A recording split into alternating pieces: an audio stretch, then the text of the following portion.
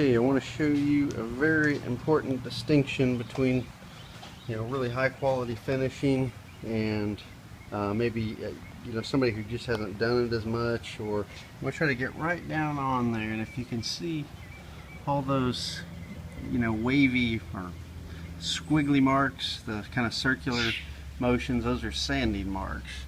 And what that is they did not cycle through a grit sequence to get all that sanded out. They might have went with like a 60 or an 80 grit and then jumped up to more of a finishing sanding grit like a 180 or a 220 and didn't make sure that they got all that out. The problem is when you sand it, you don't necessarily always see it, but then when you put a stain on it, it just screams off the piece. So very important that you sand properly.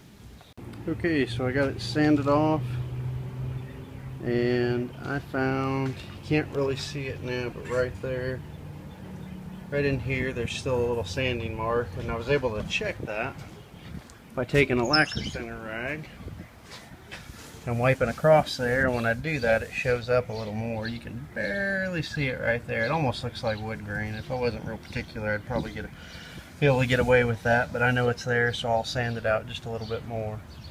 But this has taken a good bit of time, but it is worth it. The finishing phase will give so good because I won't have to cover so many issues in the wood because I've sanded it all out, and this is going to be one gorgeous door right there.